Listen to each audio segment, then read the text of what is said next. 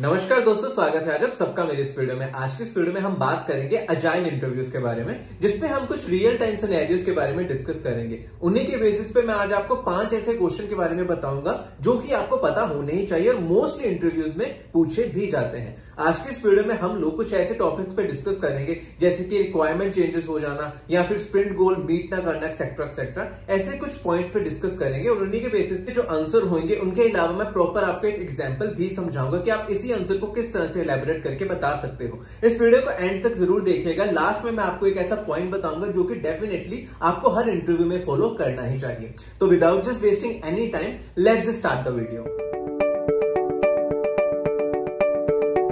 सबसे पहला क्वेश्चन है, you are halfway through a sprint and the product owner changes the requirement, what do you do.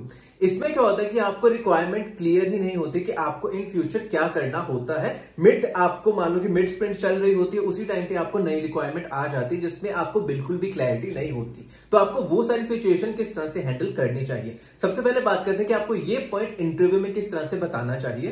तो सबसे पहले आपको बेसिक इसकी अर्जेंसी के बारे में पता होना चाहिए कि जो रिक्वायरमेंट आपके पास आई है उसकी अर्जेंसी किस तरह की है, अर्जेंट है, मीडियम है या फिर किस लेवल की उसकी अर्जेंसी है, उसके बारे में पता होना चाहिए। अब मान लो कि वो बहुत ही ज्यादा अर्जेंट काम है, बहुत ही प्रायोरिटी पे वो काम आपको करना है, तो सबसे पहले आपका जो स्प्रिंट चल रहा होता है, आप उसी में जो डेली स्टैंड अप कॉल्स आपकी हो रही होती है उसमें इस रिक्वायरमेंट को डिस्कस करना स्टार्ट कर दें ताकि आप इसको जल्दी से जल्दी पिक कर सके। और अगर आपका रिक्वायरमेंट प्रॉपर्ली क्लियर हो जाती तो इसी स्प्रिंट में आप इसका काम भी शुरू कर सकते हैं। लेकिन मान लो कि अगर आपके पास जो रिक्वायरमेंट आई है वो बहुत ही ज्यादा बड़ी रिक्वायरमेंट है जो कि आप इसी स्प्रिंट में पिक नहीं कर सकते, तो उसको डायरेक्टली नेक्स्ट स्प्रिंट के लिए मूव कर दें। लेकिन आप उस टाइम पे जो स्टैंड अप कॉल्स होती है उसमें आप डिस्कस करते हो कि इस रिक्वायरमेंट को किस तरह से प्रॉपर्ली किया जा सकता है, लेकिन उसको किस तरह से इंप्लीमेंट करना है उसको आप नेक्स्ट स्प्रिंट में फॉरवर्ड कर सकते हो कि नेक्स्ट स्प्रिंट जब भी होगी हम सबसे पहले इन्हीं टास्क को उठाएंगे जो भी प्रायोरिटी पे होंगे। तो इसी तरह से आप प्रॉपर्ली एक ओपन कम्युनिकेशन रखना अपनी पूरी की पूरी टीम के साथ ताकि सब इस पर्टिकुलर रिक्वायरमेंट के बारे में अवेयर हो।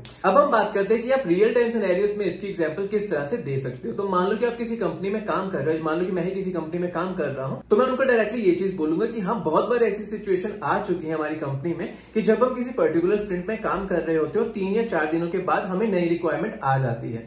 तो एक बार ऐसा हुआ था कि वो रिक्वायरमेंट की प्रायोरिटी बहुत ही ज्यादा थी, जिसके कारण हमने जो हमारे एग्जिस्टिंग टास्क थे उसको फॉरवर्ड कर दिया था क्योंकि वो इतनी ज्यादा प्रायोरिटी पे नहीं थे। लेकिन जो नए चेंजेस हमें इंट्रोड्यूस किए गए थे उस टाइम पे, तो हमने उन टास्क को पिक किया। जो डेली हमारी स्टैंड अप मीटिंग्स होती थी हमने वो सारा का सारा टास्क उसमें डिस्कस किया और उसके बाद हमने प्रॉपर्ली इसको 1 या 2 हफ्ते के अंदर ही डिलीवर करके भी दे दिया था। और वो रिक्वायरमेंट 3 हफ्तों की होने वाली थी, लेकिन हमने काफी ज्यादा बकलअप किया था उन टास्क को करने के लिए। तो इस तरह से हमने इसको प्रॉपर्ली इंप्लीमेंट कर दिया था। इसमें आप कोई भी रिक्वायरमेंट बता सकते हो। अब मान लो कि आप किसी फंक्शनैलिटी पे काम कर रहे हो, अभी मान लो कि मैं किसी का कलर चेंज या फिर कोई बटन चेंज कर रहा हूं, उसकी फंक्शनैलिटी पे काम कर रहा हूं, लेकिन बहुत ही जल्दी एक अर्जेंट रिक्वायरमेंट आ जाती है कि नहीं, अभी आपको यहाँ पे चेकआउट का बटन कोई ऐड करना है जिसमें आपको properly gateway, payment gateway add करना है। तो वो बहुत ही ज्यादा अर्जेंट रिक्वायरमेंट होगी, तो हमने वो एक रिक्वायरमेंट जल्दी पिक की रेदर देन कि जो हमारे पास स्मॉल टास्क है या फिर जो माइनर प्रायोरिटी पे टास्क है हमने उनको पिक किया। तो आप इस तरह से उनको एक्सप्लेन करके बता सकते हो। Next question is, your team did not finish all the planned work in a sprint.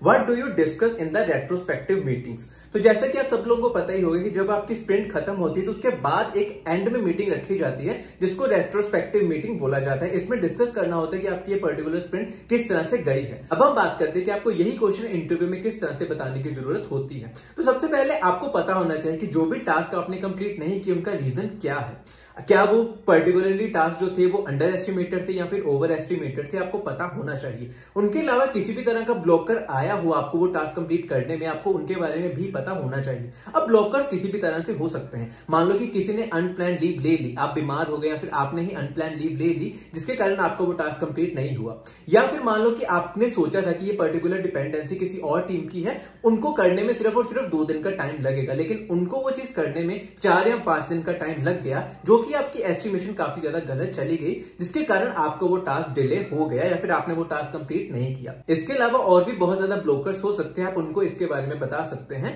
उसके बाद आप ये चीज डिस्कस कर सकते हो कि अगर हम कभी भी फ्यूचर स्प्रिंट प्लानिंग करेंगे तो हम इन सब चीजों का ध्यान जरूर रखेंगे। जो भी मिस्टेक्स हमने अभी किए हैं या फिर पहले करी हुई थी, जो भी मिस्टेक्स, इसमें ब्लॉकर्स भी आ सकते हैं या फिर अंडर एस्टिमेटेड ओवर एस्टिमेटेड का केस भी आ सकता है, आप वो सब चीजों को कंसीडर करेंगे और उसके बाद आप प्रॉपर्ली एस्टिमेट कर पाओगे। और कुछ ऐसे स्टोरी पॉइंट्स बफर के रूप में भी रख सकते हैं ताकि इन फ्यूचर आपको कभी भी ऐसी सिचुएशन टैकल ना करनी पड़े। तो इस तरह से आप उनको प्रॉपर्ली एक्सप्लेन करके बता सकते हो। अब हम बात करते हैं कि आप इसी के बेसिस पे कोई एग्जांपल किस तरह से दे सकते हो। तो आप उनको ये चीज कह सकते हो कि पिछली कुछ स्प्रिंट्स यानी कि 2-3 स्प्रिंट से ऐसा हो रहा था कि हमारे जितने भी टास्क थे वो प्रॉपर्ली कंप्लीट नहीं हो रहे थे। उनका रीजन ये था कि वहां पर हमें एड हॉक टास्क बहुत ज्यादा आ रहे थे। तो मैंने ही एक सजेशन अपने टीम लीड या फिर स्क्रम मास्टर को दी थी कि हम कुछ ऐसे बफर पॉइंट्स रख लें या फिर 1 या 2 स्टोरी पॉइंट के बफर पॉइंट रख लें हर एक टीम मेंबर के लिए, ताकि इन केस अगर फ्यूचर में कभी भी एड हॉक टास्क आ जाता है तो हम उनको टैकल कर सके और जितने भी हमारे एग्जिस्टिंग टास्क हम उनको प्रॉपर्ली कंप्लीट कर पाए। ये स्ट्रेटजी हमने फॉलो की थी और उसके बाद हमारे जितने भी टास्क होते थे हम प्रॉपर्ली उनको कंप्लीट कर पा रहे थे। तो ये एक एग्जांपल है जो कि आप इस इंटरव्यू में बता सकते हो। Next question is, two developer disagree on a technical solution, how do you resolve it. तो इसमें मान लो कि आपका किसी भी तरह का कॉन्फ्लिक्ट आ जाता है अपनी ही टीम में, तो आप उन कॉन्फ्लिक्ट्स को किस तरह से रिजॉल्व करोगे, तो इसके बारे में बताने की जरूरत होती है।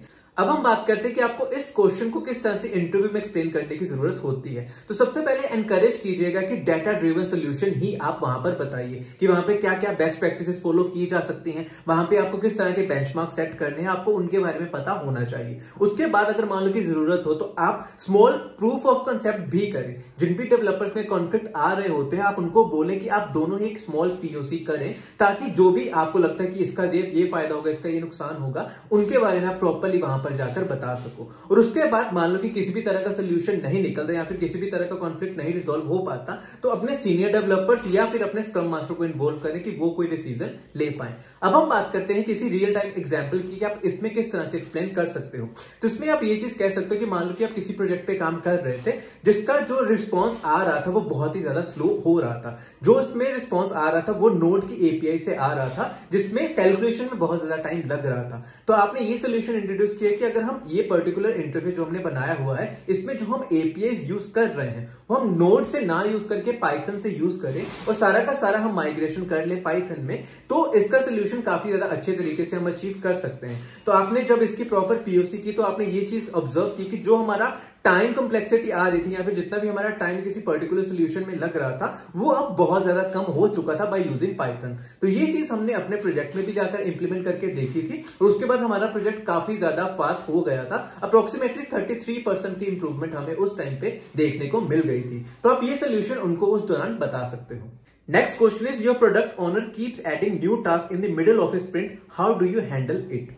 तो इसका मतलब ये कि आपको कोई प्रोडक्ट ओनर है जो आपको भी रिक्वायरमेंट दी है, आपको बहुत ज्यादा रिक्वायरमेंट और भी आती जा रही है और आपके जितने भी टास्क उसमें और भी ज्यादा टास्क ऐड होते जा रहे हैं। ये क्वेश्चन पहले क्वेश्चन से थोड़ा डिफरेंट है। पहला क्वेश्चन ये था कि आपकी रिक्वायरमेंट चेंज होती जा रही है, इसमें क्या हो रहा है कि आपकी रिक्वायरमेंट बढ़ती जा रही है, तो आपको इस सिचुएशन को किस तरह से हैंडल करना चाहिए। तो इसमें सबसे पहले मैं आपको ये चीज बताना चाहता हूं कि आपको इंटरव्यू में किस तरह से एक्सप्लेन करना चाहिए। तो सबसे पहले आपको ये स्टेप उठाना चाहिए कि आप अपने प्रोडक्ट ओनर को एक्सप्लेन करें कि जो भी हमारी स्प्रिंट बैकलॉग होती है वो एक कमिटमेंट होती है, उसको किसी भी तरह से ऊपर नीचे नहीं करना चाहिए। अगर आपको कोई भी नया टास्क आ रहा है तो आप उसको बैकलॉग में ऐड कर दे ताकि इन फ्यूचर स्प्रिंट हम उसको उठा सकें। उसके बाद आप उनको ये चीज के बारे में ट्रेड ऑफ कर सकते हैं कि अगर मान लो कि हमने ये पर्टिकुलर टास्क अभी ही उठा लिया, अगर ये बहुत ही ज्यादा अर्जेंट टास्क है तो जो टास्क हमने ऑलरेडी स्प्रिंट में असाइन करे हुए हम उनको रिमूव करके फ्यूचर स्प्रिंट में डाल देंगे या फिर उनको बैकलॉग में डाल देंगे। आप इसका सजेशन उनको उस टाइम पे दे सकते हैं। लेकिन मान लो कि अगर ये दोनों चीजें वर्क ना कर रही हो तो हमेशा ये कोशिश डेफिनेटली करिएगा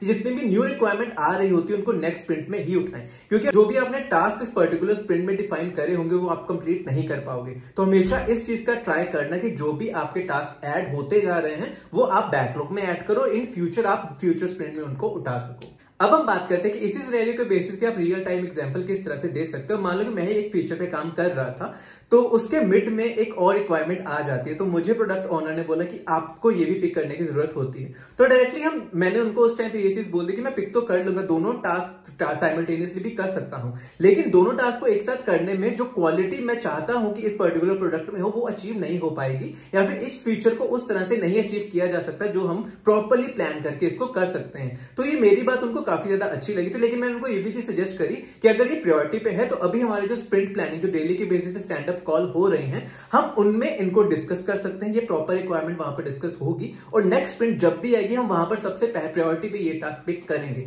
तो ये हमने वहां पे कंपनी में किया था और इससे जो भी हमारा नया फीचर भी आया था वो भी हमने विद इन 2 या 3 वीक्स में डिलीवर कर दिया था। तो ये रियल टाइम बेस आप एग्जांपल उनको दे सकते हो। Next question is your team keeps discussing the same problem in retrospective meetings but nothing improves, what do you do?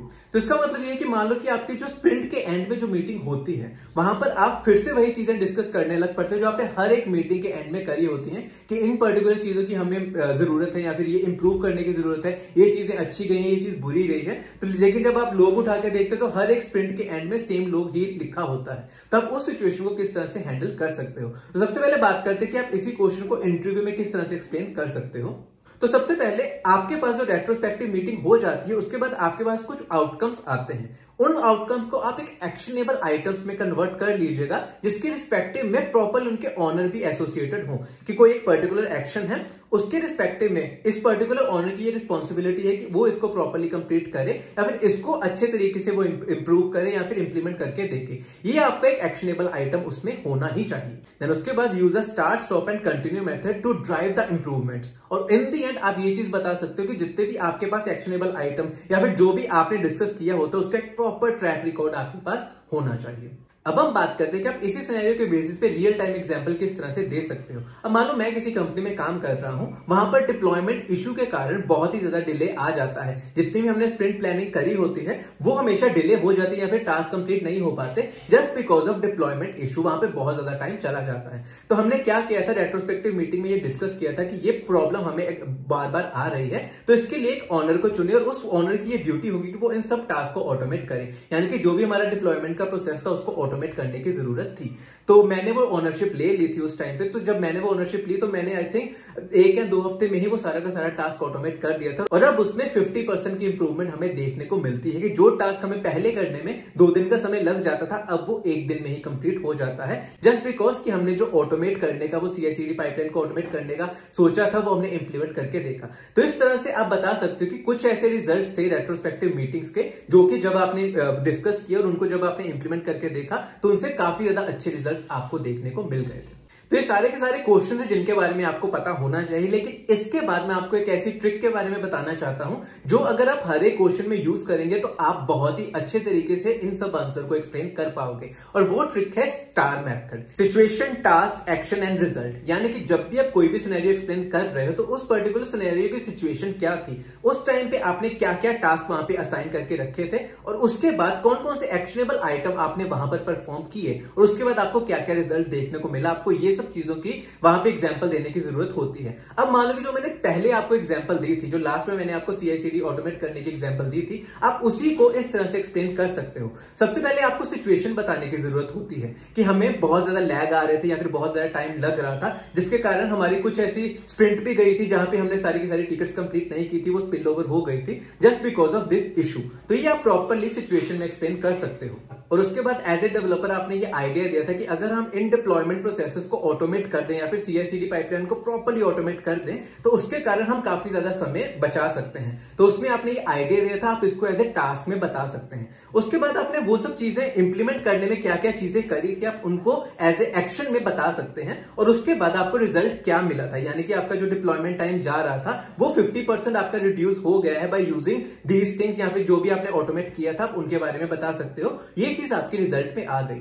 तो इस तरह से जब आप उनको एक सजा के प्रॉपरली आंसर बताते हो ना, इस प्रॉपर स्टार मेथड को फॉलो करके, तो वो आपका जो आंसर आपने दिया होता है वो बहुत ही ज्यादा इफेक्टिव होता है और इंटरव्यूअर भी आपसे बहुत ज्यादा इंप्रेस हो जाता है जब भी आप उनको इस तरह से एक्सप्लेन करके बताते हो।